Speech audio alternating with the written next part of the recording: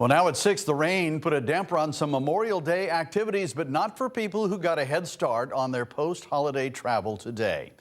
Thanks for joining us tonight. I'm Brent Harden. Fox 61's Alicia Hercules takes us to Bradley International Airport, where some flyers said today is actually the best day for travel.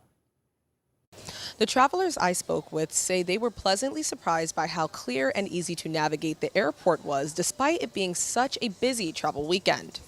I thought on Memorial Day it would be a big mess. Not at all. Denise Perlacki says she's visiting the state for her grandson's graduation. Her flight from Georgia to Connecticut Monday arrived in record timing.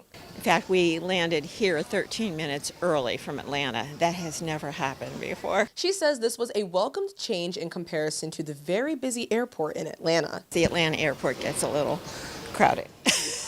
Catherine Jones and her family are traveling back to Orlando after taking a 10-day vacation to visit family across New England. Like Perlacki, she says Bradley International Airport was also a nice change from the busy Orlando airport. The Orlando airport is really difficult to navigate sometimes, even though the staff is nice and there's a lot of clear signage. Just a sheer volume of people just standing around, not sure what to do, or booking it to their next flight as fast as they can really makes it hectic. With the short lines and clear airport, she says traveling over the holiday was a breeze. So I'm glad to see that overall Memorial Day is not quite as slammed as a lot of people were making it out to be, at least here. Most travelers say they had such a great experience, they're planning to fly on Memorial Day next year as well. In Windsor Locks, Alicia Hercules, Fox 61. Alicia, thank you. And the less than ideal weather conditions led to several cancellations or changes to Memorial Day events across the state, including parades and other outdoor activities. But it didn't stop some cities and towns from honoring those who've served and sacrificed their lives for our country. Fox 61's Jamel Johnson shares how. Middletown held its Memorial Day ceremony right here behind me under a tent at the State Veterans Cemetery. Many other cities and towns had their Memorial Day parades washed out by the rain and canceled other events, but some made it their mission to find a way to remember those who fell fighting for our freedom. All veterans in the room. All right. Bloomfield had to cancel its annual Memorial Day parade because of the rain. Despite this, community members joined veterans and active service members at a local senior center for their remembrance ceremony. Let me be clear, today is not an occasion for a service member like me.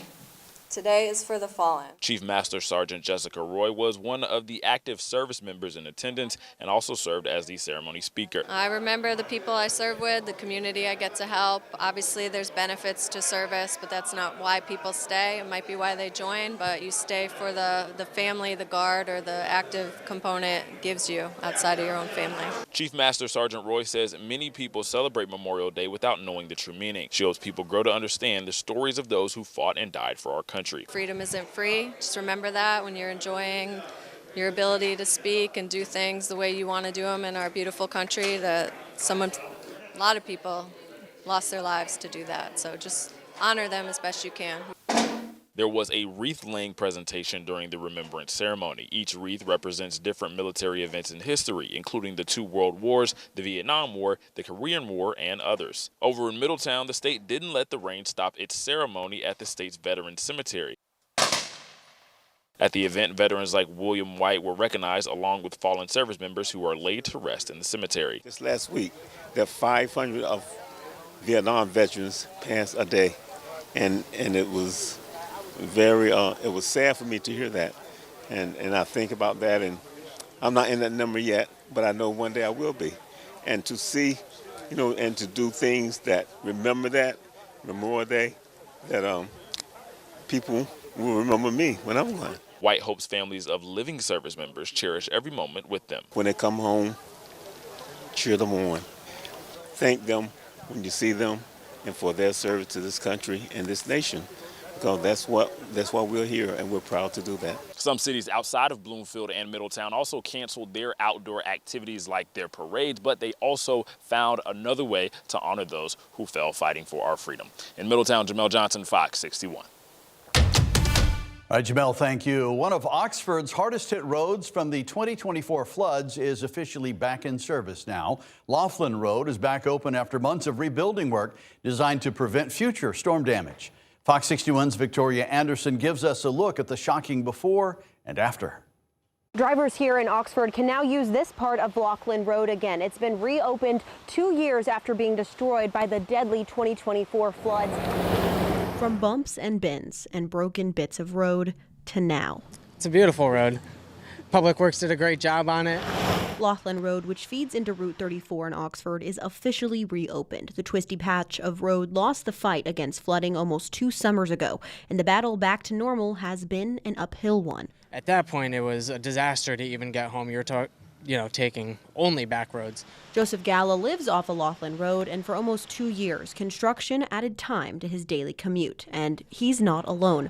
Oxford EMS First Lieutenant Sam Unsworth told us when every minute counts, construction can get in the way. It's a lot of relief for us, and then also for our community members, knowing medical care can come as fast as possible to them. In total, Oxford received more than $273,000 from FEMA for guardrail and embankment repairs, similar to the work done on Laughlin Road. We had to restructure an entire hill, almost side of a mountain, and actually had to preform blocks to fit in to the contours of the hillside.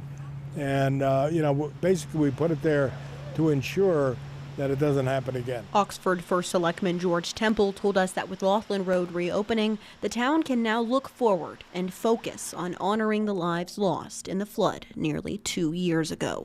We closed the chapter on a very trying, difficult time. Selectman Temple told us the next project for the town is to add to the town's flooding memorial here near Town Hall. The goal is to add a fountain right behind me with lights. In Oxford, Victoria Anderson, Fox 61. Victoria, thanks. So we continue to follow that breaking news in Danbury tonight, where crews are responding to a boat explosion on Candlewood Lake. And we just got these pictures in from the scene. You can see thick black smoke and flames. We're told 6 people escaped. At least one of them has burns.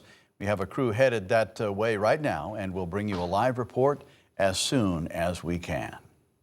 All right, time for a look at the weather now. After a rain-filled Memorial Day weekend, we are finally drying out. Chief Meteorologist Rachel Frank is here with a check on the forecast. Rach, I remember last night you saying the sun was going to come out just about the time you and I were leaving for work, and where I was, it was just about the time I pulled out of the garage that the clouds parted and the sun shone through. We're all going, all right, better late than never, because look at it. We got plenty of blue sky out there right now here in Hartford. And not only that, but a little bit of sun in this air mass has gone a long way.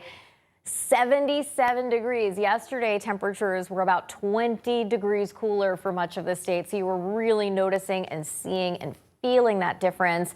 And even though it was a bummer this morning for parades and observances for Memorial Day, at least if you do have plans this afternoon or evening, I should say at this point, for cookouts, barbecues, getting together with friends or family outside, hopefully you can make up for some of that lost time. Mid-60s along the shoreline right now, and there's no green on the radar. You can see plenty of green though to the south of us, so there's still some rain out there. Your grill forecast for this evening, we're still in the 70s by 7 and even 8 o'clock this evening. So we're dry, we're pleasant, and it's looking like a really nice evening ahead. Tomorrow will be even a bit warmer because we're going to keep that sun out for much of the day. Partly cloudy, temperatures start in the 50s in the morning. We're in the low 70s by noon, and high temperatures will be close to 80 as we head through the late afternoon. We dial up the heat again for Wednesday, but it doesn't last all week. We'll explain. Your full forecast is coming up. Brent. All right, Rachel, thank you. Well, Weston police say a Bridgeport man is dead after he was pulled from the Saugatuck River Sunday. He's been identified as 27-year-old Freddie Pula. First responders were called out to the river near Devil's Glen just before 6:30 last night after someone reported a fisherman went into the water but did not come back up. And just before 8:30 p.m., the Norwalk Police scuba dive team found the man 20 feet below the surface. He was brought to shore and taken to the hospital where he passed away today. Well, tonight, officials are investigating after a fire and downed wires overnight led to a damaged building and road in Branford. The Branford Fire Department said around 12:45 a.m., crews found live electrical wires on the ground on East Main Street with a visible fire at a nearby building. Officials say the people inside got out safely after reportedly being woken up by a transformer explosion. Fire officials also tell us a car drove over the downed electrical wires and continued to drag them down the roadway, causing markings and smoke on the road.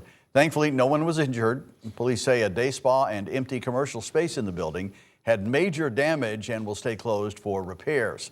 The cause of the fire is still under investigation tonight. Well, the race to stop a, quote, catastrophic worst-case scenario at an aerospace facility in Southern California continues today. Officials say the threat of a vapor explosion from a chemical tank that officials say overheated has been eliminated, but the crisis is not over yet. According to a county supervisor, President Trump also approved a federal disaster declaration for the ongoing situation at that facility. Ivan Rodriguez has the latest.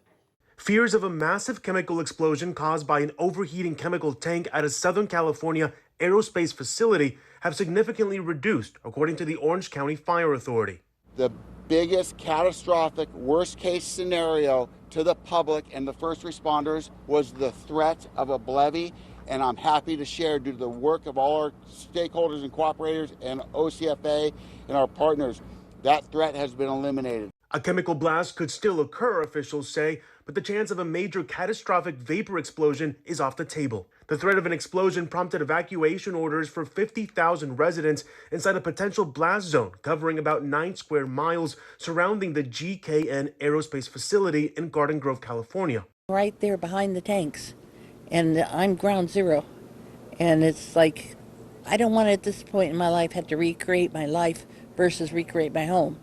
Officials say it's still too soon to say when people could return home. There's still a threat out there, and we need the public to keep to those evacuation zones until we deem it safe for them to come back. GKN apologized to evacuated residents and businesses in a statement Sunday and said it's working with emergency services and hazardous materials teams to monitor the condition of the affected material and are working round the clock to mitigate the risk of a leak. Crews worked overnight to investigate a crack in the chemical tank, which contains 7,000 gallons of a chemical known as MMA.